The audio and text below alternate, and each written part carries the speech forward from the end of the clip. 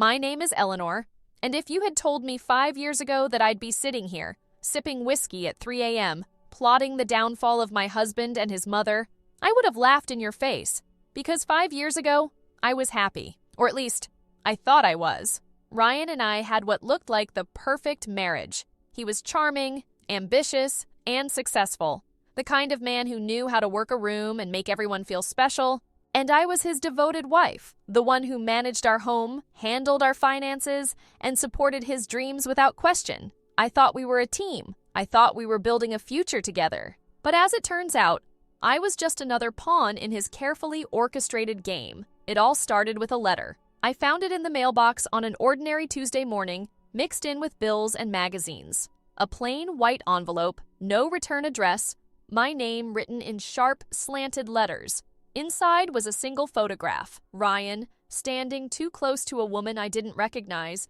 his hand on the small of her back, his mouth near her ear. The kind of closeness that wasn't business. The kind of touch that wasn't meant for a married man. My stomach twisted, but I forced myself to breathe. It had to be a mistake. Maybe it was an old photo. Maybe someone was trying to cause trouble. Ryan was in Chicago for a business trip and everything checked out. His secretary, his hotel reservations, even his calendar. There was no reason to believe he was anywhere else. But then, a second letter arrived. This time, it wasn't a picture. It was a message, scrawled in the same sharp handwriting. He's lying. He's not in Chicago. He's in Boston. If you don't believe me, go to City Hall. 2 p.m. I almost threw it away. I almost convinced myself it was nonsense.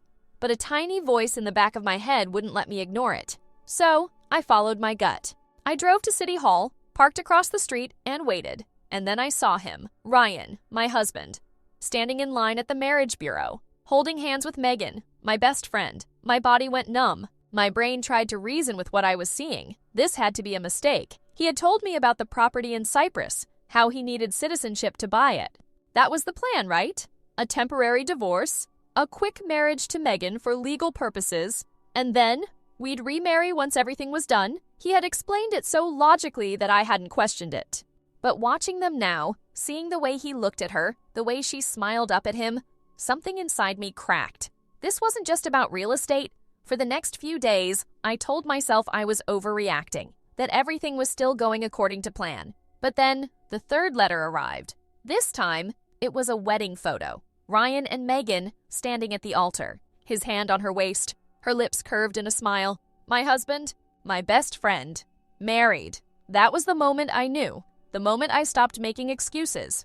The moment I realized I'd been played. For the next week, I barely slept.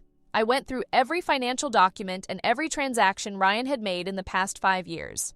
I had always trusted him with the larger financial decisions. After all, he was the businessman. I handled the household expenses, but the investments, the savings, and the major purchases, those were all under his control. And what I found made me sick. Every month, for the past 4 years, Ryan had been transferring $500,000 to an account under Megan's name. That meant their affair didn't start recently. It had been happening almost our entire marriage. I needed proof, real proof. So I called the one person I knew I could trust. My younger brother, Thomas.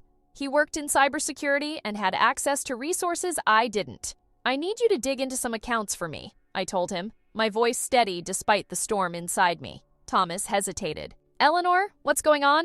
I think Ryan has been stealing from me. Thomas didn't ask any more questions. Within a day, he had traced the accounts and confirmed my worst fear. Megan wasn't the only one receiving money. There were multiple accounts, all linked to offshore banks, all funneling cash into businesses I'd never heard of. But the real bombshell came when Thomas found an encrypted folder labeled Laura, Ryan's mother, the woman who had always treated me with polite distance, who had never quite accepted me as part of their elite world. What's in the folder? I asked. Thomas hesitated. You need to see it for yourself. When he sent me the files, my hands shook as I opened them. Documents, emails, and financial statements, all pointing to the same horrifying truth. Ryan's father, William Mitchell, hadn't died in a hunting accident. He had committed suicide after discovering that Laura had used his political career to funnel millions into offshore accounts. He had tried to stop her, but she had been too powerful, too connected.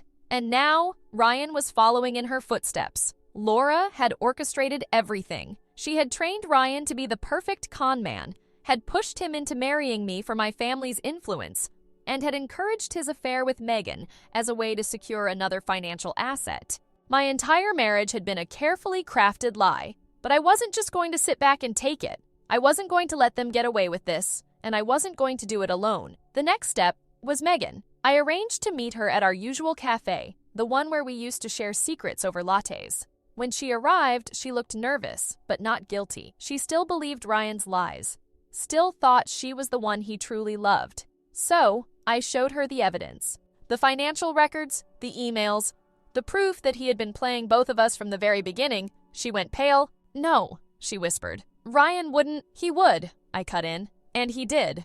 The only question is, what are we going to do about it?" Megan looked at me then, really looked at me, and in that moment, the illusion shattered. The man she thought she loved, the life she thought she was building, it was all a lie, just like mine had been. She exhaled shakily. "I want to ruin him." I smiled for the first time in days. "Then let's get to work," because Ryan and Laura thought they had won, but they had underestimated us, and I was just getting started. Megan sat across from me in stunned silence. The cafe's usual chatter and clinking of coffee cups felt distant, muted by the sheer weight of what I had just shown her. Her fingers hovered over the bank statements, the messages, and the proof of Ryan's elaborate con. "He played us both," I said quietly, watching her carefully. Megan swallowed hard. I don't know what to say." I leaned forward, my voice steady. "Then let me help. We bring him down." She hesitated, her lips parted as if searching for words, before exhaling shakily. "How?" I pulled a flash drive from my bag, the one Thomas had given me with all the damning evidence compiled. "We start here." Over the next week, Megan and I worked in secret. I had no intention of playing fair, not anymore. Ryan had built his house of lies brick by brick, and I was going to tear it down. Step 1, leverage. I needed something that would hurt him more than just exposing the affair. That meant money. Megan provided access to accounts Ryan had linked to her name, giving me insight into the extent of his financial schemes. Step 2, allies. I reached out to Thomas again, explaining that this was bigger than just a cheating scandal. It was fraud, embezzlement, and conspiracy. Thomas, being the genius he was, compiled a timeline that traced every shady transaction, linking them all back to Laura's empire. Step 3, infiltration. Megan, now fully committed to the takedown, continued playing the role of the loving, naive wife. She fed me information from Ryan's conversations, giving us a clearer picture of his next moves. Meanwhile, I started looking into Laura's weaknesses, connections, rivals, anything that could shake her foundation. By the time we reached the end of the second week, we had a plan, and then the next letter arrived. It was another plain white envelope, slipped under my door this time. Inside, a single page. "You're getting close. Be careful. They don't just ruin lives, they end them." A chill ran through me. I immediately called Thomas, my fingers gripping the phone tightly. "This isn't just about money anymore," I told him. "Someone knows what we're doing." Thomas didn't hesitate. "You need protection. If Laura senses a real threat, she won't just sit back and watch." That night, I met with Megan in her car, parked behind a quiet bookstore. I handed her a burner phone, instructing her to use it for any messages related to Ryan and Laura. "If they're watching me, they might be watching you too," I warned. "We need to stay ahead." Megan nodded, her jaw clenched. "I won't let them win. Neither would I." Step 4, exposure. We weren't just going to confront Ryan and Laura, we were going to make sure they couldn't escape the consequences. First, I leaked pieces of financial discrepancies to an investigative journalist known for exposing corporate fraud. Nothing too obvious, just breadcrumbs leading them toward Laura's offshore accounts. Next, Thomas worked with a forensic accountant to trace illegal transactions directly back to Laura. Ryan was involved, of course, but he was just the puppet. The real power had always been her. Finally, Megan secured physical copies of documents stored in Ryan's office. Signatures, contracts, proof that he had been orchestrating fraudulent deals under false pretenses.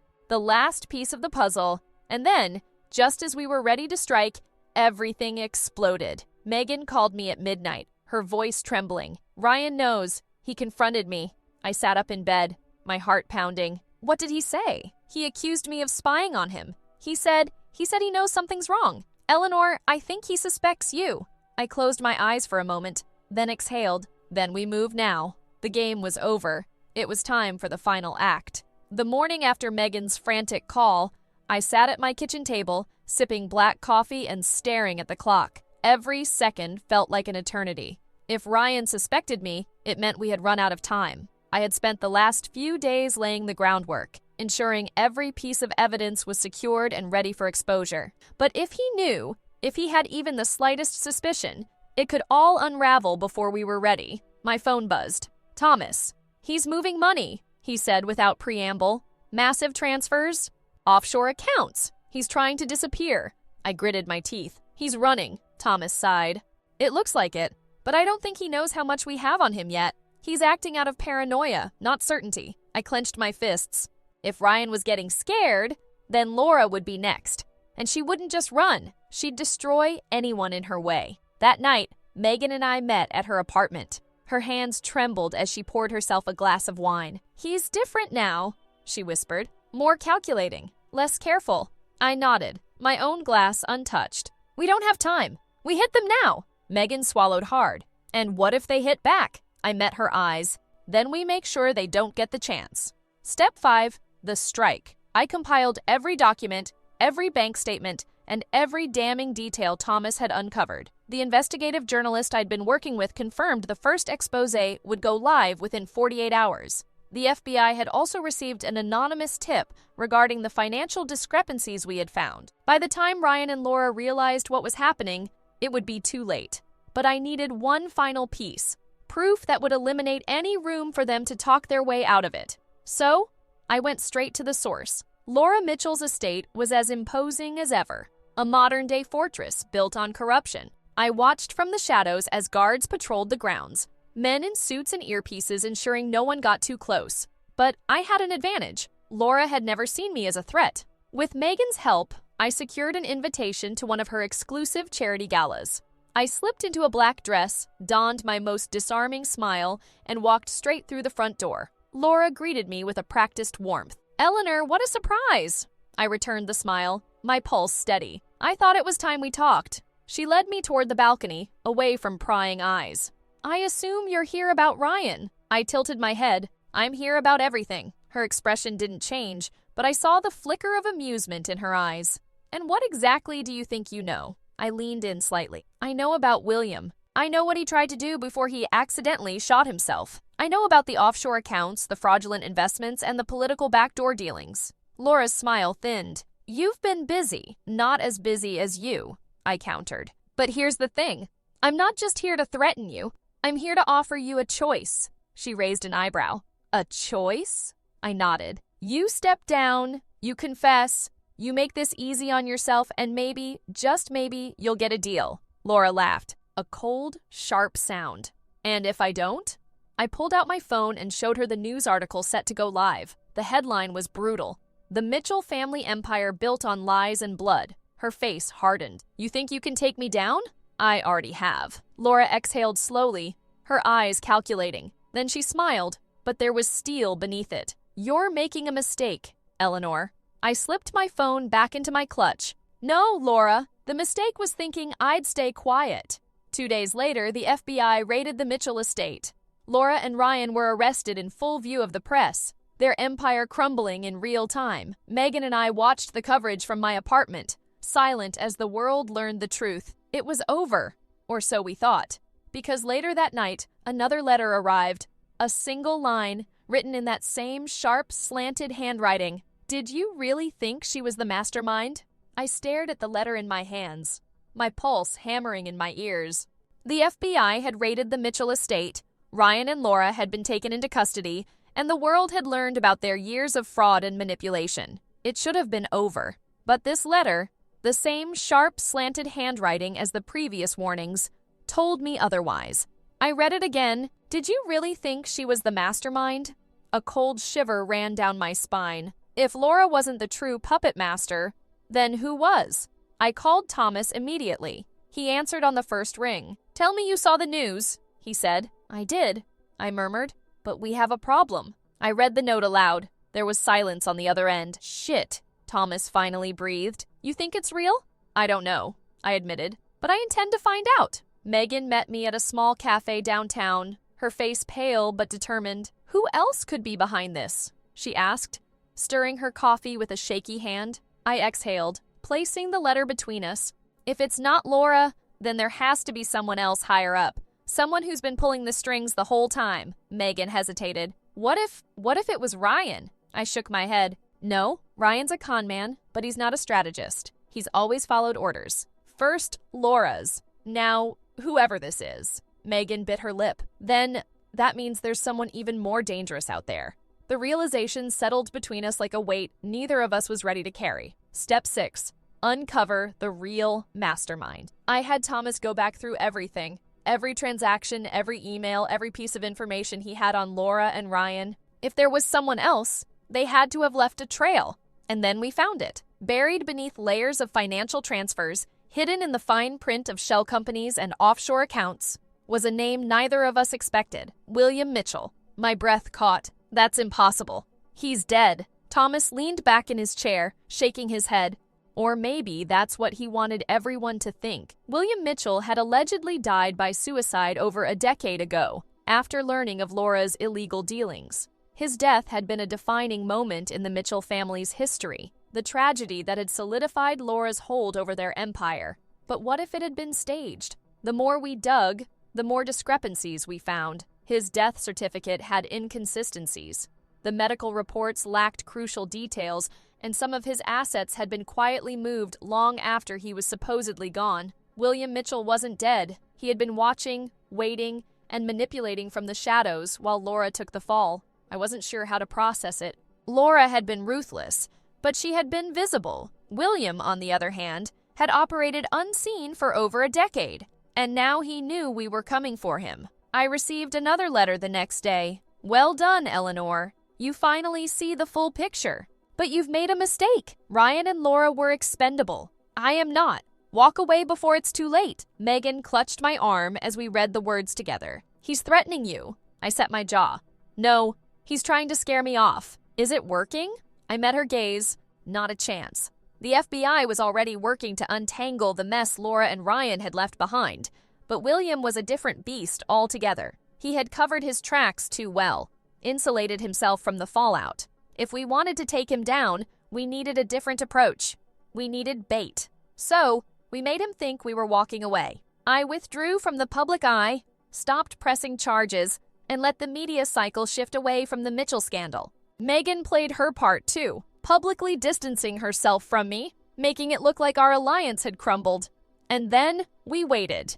It took 3 weeks. 3 agonizing weeks of silence before we got what we needed. A phone call. An unknown number. I answered. Eleanor. The voice was smooth, calculated. I must say I'm impressed. I clenched my jaw. William Mitchell, I presume. A soft chuckle. You've made quite the mess for me to clean up. You made it yourself, perhaps.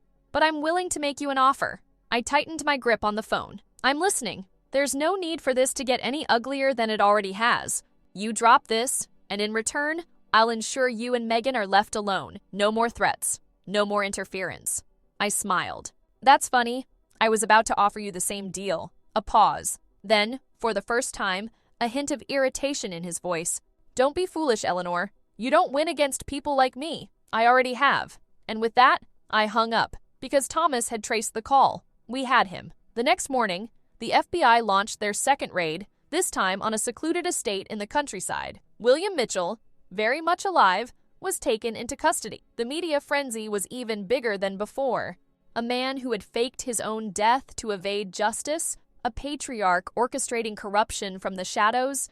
It was the story of the century. Megan and I watched the news from my apartment, silent as the past decade unraveled on live television. It's over, she whispered. I let out a slow breath. Yeah. But as I looked at the screen, watching William's expression as he was led away in cuffs, I couldn't shake the feeling that it wasn't truly over, because men like him always had backup plans, and I had no intention of letting my guard down. I should have felt relief when William Mitchell was led away in handcuffs. His perfectly tailored suit rumpled for the first time in his life. The mastermind had fallen. The man who had orchestrated every piece of this twisted game was now at the mercy of the very system he had spent decades corrupting. But I knew better. Men like William didn't go down without a fight, and I had no illusions. This wasn't over yet.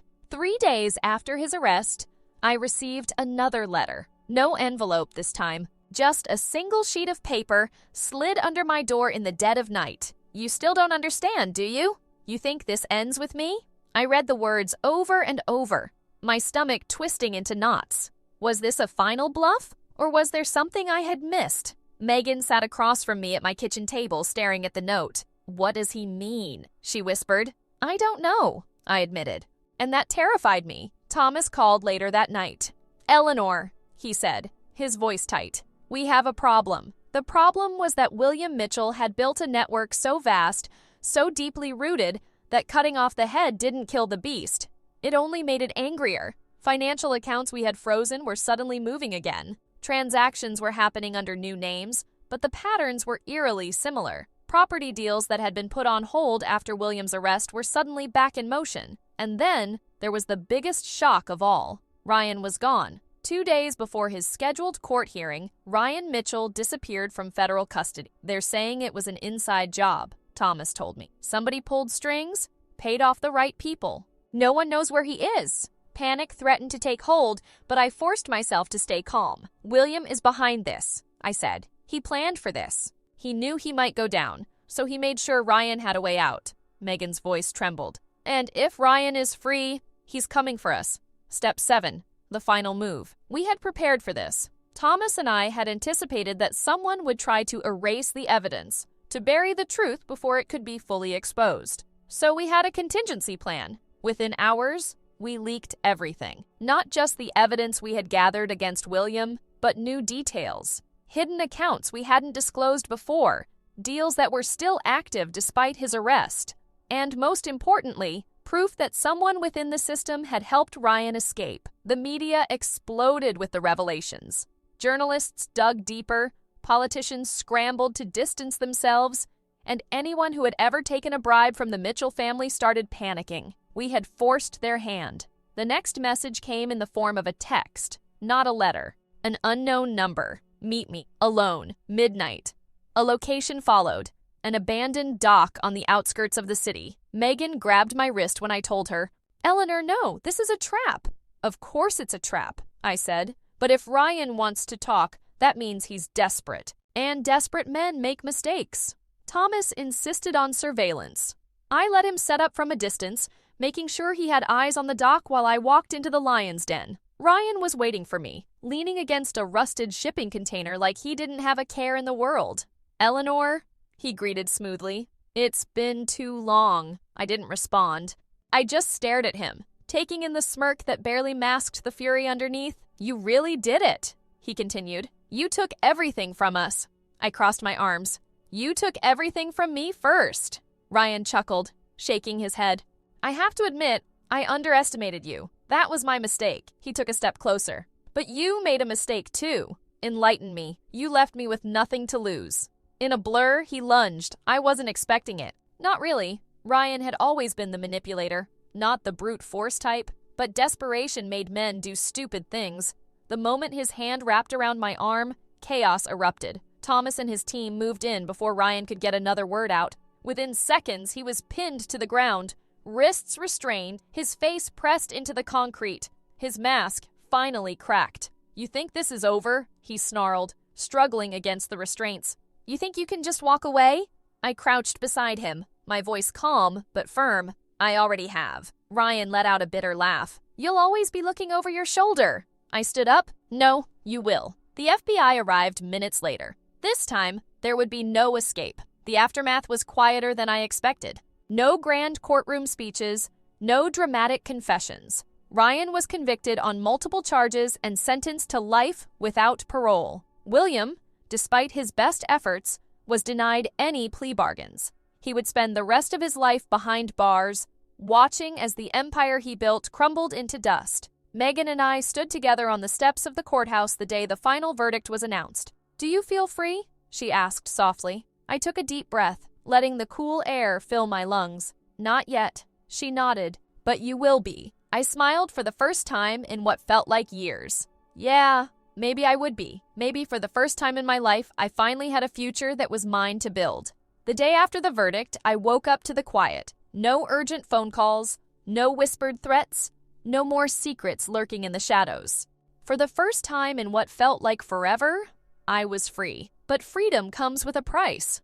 I stood by my kitchen window, staring out at the city skyline, the morning sun casting golden hues across the buildings. Megan was asleep in the guest room, exhausted from the emotional weight of everything we had been through. Thomas had gone home, finally allowing himself to rest after months of vigilance. And me, I was still waiting for the feeling of finality to settle in. 3 days later, I received the last letter. It was different from the others. No cryptic warnings, no veiled threats. Just a single page, neatly typed, and signed with a name I never expected to see again. Laura Mitchell. I hesitated before opening it, my hands steady, despite the turmoil inside me. Eleanor, I suppose congratulations are in order. You won. You took down everything my family built, and now the world sees us as nothing more than criminals. Perhaps that's what we deserve. Perhaps I was wrong to underestimate you, but I need you to understand something. Ryan was weak. William was reckless. But I built something that should have lasted for generations. I made the Mitchell name powerful. And while I may have lost this battle, I will never regret what I did to secure our legacy. I will die in a cell, but I refuse to be ashamed, because I did what had to be done, just as you did. I wonder, Eleanor, when the dust settles, when the adrenaline fades, will you look back and wonder if you've become the very thing you fought against? Time will tell. Laura Mitchell. I folded the letter carefully and set it on the counter. For a long time, I just stood there, letting the weight of her words sink in. Had I become like them? No, because unlike them, I had never wanted power. I had never wanted control. I had only wanted the truth, and now I had it. 6 months passed before I finally felt ready to start living again. Megan and I moved forward in our own ways. She sold her condo and moved to a new city, one where no one knew her as Ryan Mitchell's wife. She started fresh, without the weight of his lies following her. Thomas went back to his regular life, though I knew he had changed too. He had seen the darkness that lurked behind wealth and power, and it had left its mark. But he was stronger for it, and so was I. As for me, I chose something simple. A small house in a quiet town. A job that didn't require me to watch my back. People who knew me as just Eleanor, not the woman who had brought down the Mitchell empire. I didn't need revenge anymore. I didn't need justice. I just needed peace.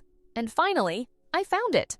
A year later, I visited my parents' graves for the first time in over a decade. Standing there, staring at the simple headstones, I realized how much of my life I had spent living in someone else's shadow. My father had always believed in justice. My mother had believed in loyalty. And me. I had spent too many years caught between the two. I knelt down, brushing my fingers over the engraved names. I did it, I whispered. I finally let go. The wind rustled through the trees, carrying away my words, but I didn't need a response. I had said them for myself. Walking back to my car, I felt lighter. The weight of the past no longer anchored me. The future was mine to shape, and for the first time, I wasn't afraid of it. I still kept in touch with Megan and Thomas. They were the only ones who truly understood what we had been through, what we had lost, and what we had gained in return. One afternoon, I received a message from Megan. Dinner? Just the three of us. No talk of the past. Just a fresh start. I smiled, typing my response. I'd like that. Maybe the past would always be a part of me. Maybe I'd never fully escape it. But I could choose to stop letting it define me, and that was enough.